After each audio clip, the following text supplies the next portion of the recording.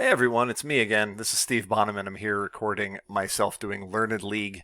So that makes this Steve Does Learned League, and it is Learned League 89 Match Day 1. I may have a small ulterior motive to promote something, but let's be real, it's something that might be of interest to anybody who used to watch these videos and doesn't currently play. So anyway, I'm going to go ahead and do a recording of myself playing the Match Day 1 questions. I'll be talking them through, embarrassing myself with things I don't know, and we can move on.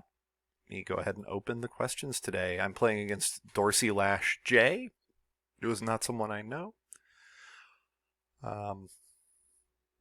Okay. Question 1. What is the name of the people who flourished on the desert coast of modern Peru beginning in 200 BCE, leaving behind enormous etchings or lines on the surface of the desert before their absorption into the Huari Empire by 800 CE? Well, that would be the Nazca people. I suppose it's possible someone could get confused and think Nazca is, let's say, a place or, something of that. And it may actually be a place too. But there's really nothing else I can put here. And clearly that lines clue is strongly encouraging me to do that. I'll probably be defending that fairly low. What common food item, of which the average American consumes over 3 pounds per year, has a name derived from the Greek for pearl, and originally had that name with a prefix derived from the Latin for oil or olive oil? So it originally had a prefix. It's common. We originally eat 3 pounds per year. Or Americans eat 3 pounds per year.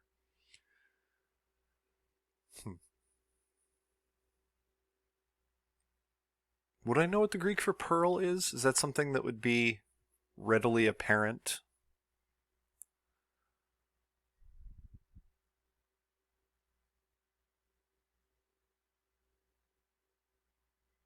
I'm also just vaguely trying to think of a food that used to have a prefix, which is, one of those things you can do sometimes. You can kind of take a step back mentally from trying to solve the individual pieces.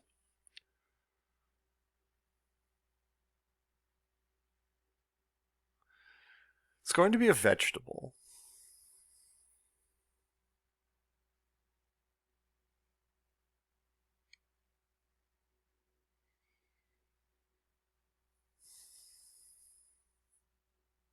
Hmm.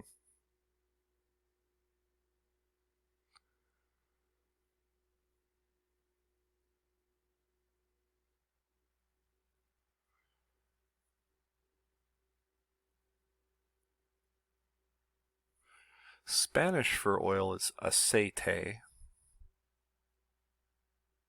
Could Latin be acete or something like that? It doesn't ring a bell. I suspect that. But it is. Yeah, it's aceituna is an olive and aceite is an olive oil, which makes me really think that wants to be in the question, unless that just has a different word in Spanish than it does in Latin. But typically for something like that, it wouldn't. That tends to stay. Acta.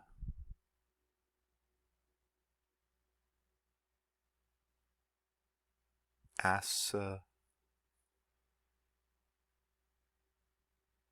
Huh. This sure feels like it ought not to be escaping me. I'm going to come back to it. 3 pounds per year. It's going to be a. Could it be garlic? Doesn't. 3 pounds of garlic seems like a lot, I think. Maybe I'm wrong, though. I can't necessarily do that. All right.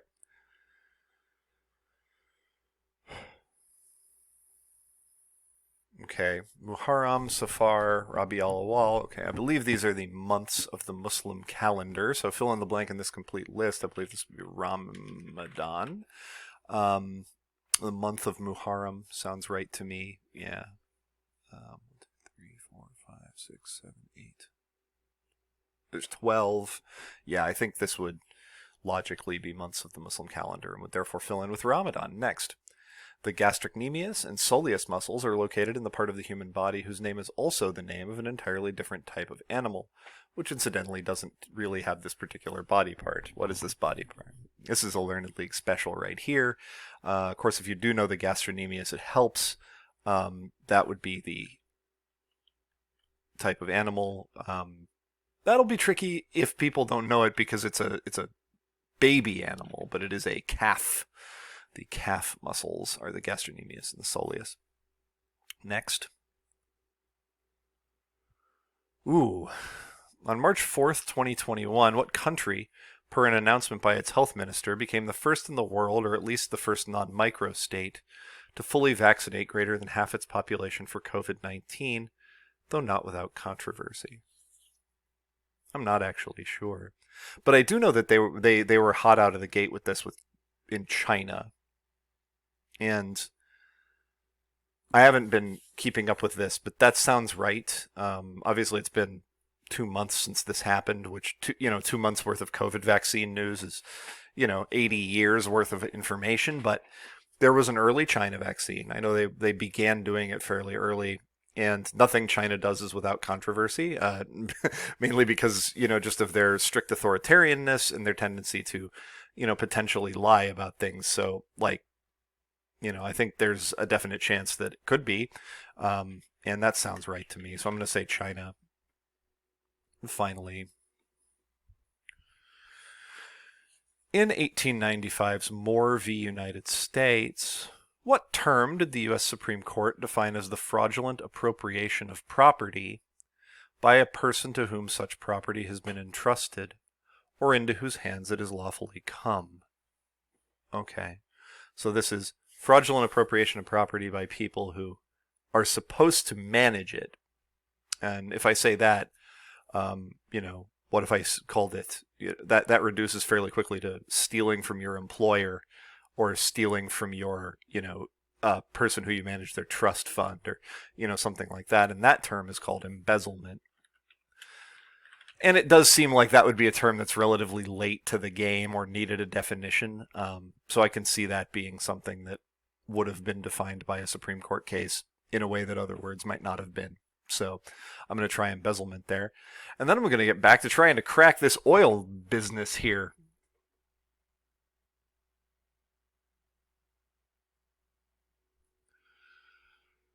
Could it be a kind of nut?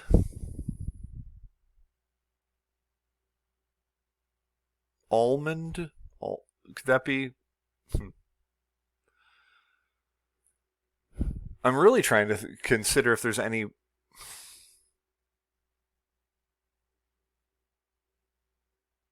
reason I'd know. I mean, that's the kind of thing that could be a Greek.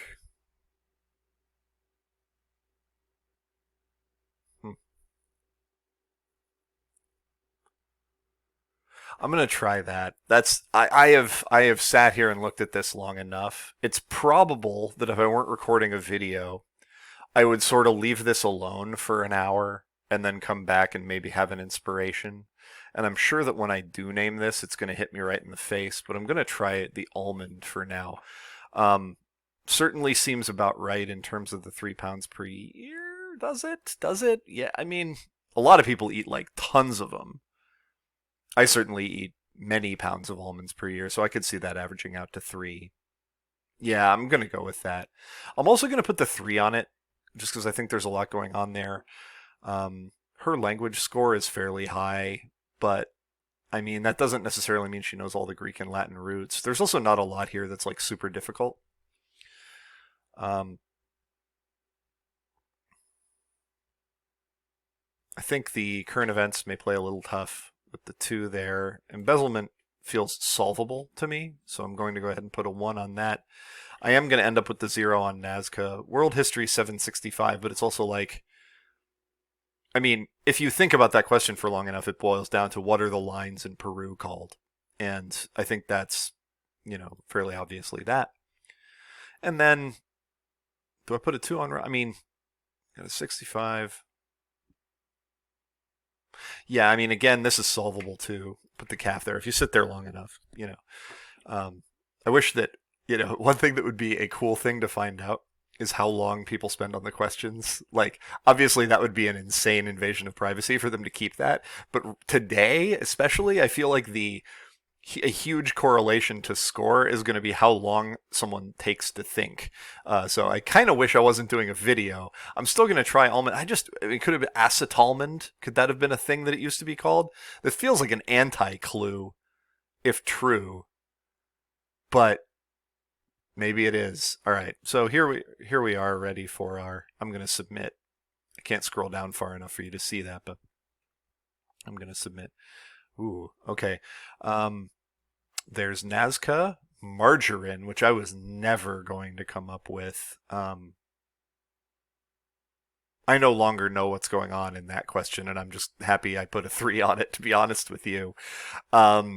Ramadan calf. It's Israel. Okay. I didn't remember that. It does make sense. Israel, very urban, relatively speaking, would have had a chance. And then embezzlement did turn out to be correct. So I missed 2. The good news is I did defend them correctly. And yeah, this feels like a little bit of a difficult day because that margarine question feels a little difficult to solve unless you know the exact linguistic roots. And I still don't know what's going on with is this like oleomargarine? Did it used to be called that? Maybe that could be it, but I'm very confused by that. But anyway, let's talk for a minute though just about my ulterior motive, which is to talk just a little bit about QuizCentral.net, and in this particular case, the Online Quiz League USA Pop Solos competition. We've got that coming starting June 1st. I am the organizer of the Online Quiz League USA. Our signature thing is that we have weekly matches. Now, Online Quiz League USA's 3rd season just got going. Those are 4-on-4 teams with weekly matches. So don't worry about that right now. What I do want to mention right now is the Pop Solos competition, which is a competition of individuals. You can see here at the website, which is quizcentral.net. I will put that in the doobly-doo. You can look at all our quizzes from last season. And what you do if you want to play this league is you will come here and register. You can see we have a demo game featuring Colby Burnett, Pam Mueller, Jason Hess, and AJ Mass. This covers all of the pop culture elements of quiz, so kind of an exciting thing for those of you who love the sports and the games and the TV and the film and the lifestyle aspects more than anything else. Lifestyle for us is all the hobbies and, that kind of stuff in the trash distribution or the lowbrow distribution if you're British, recognizing certain controversies with that word. But that is, what people say in Britain. And yeah, you'd play a game each week. You will move up and down in the standings to find your level for then at the end of the season we have brackets of 16 and you play off to see if you can win your level. It's really fun. It's $20 for new players. That gets you 6 matches. And the questions are written by myself, by Kira Pace, Stella Zawistowski, Victoria Gross. So I've plucked some of the best writers in the country and the most interesting writers in the country to write on this. And I hope that some of you will see this competition as a way in to, Online Quiz League and into doing something maybe a little more than just doing your LearnedLeague questions every day. The only requirement is that you come to a Zoom for about an hour each week. You schedule that with your opponents so you don't have to come at a specific time. It's very easy to work out. People have a lot of fun with it.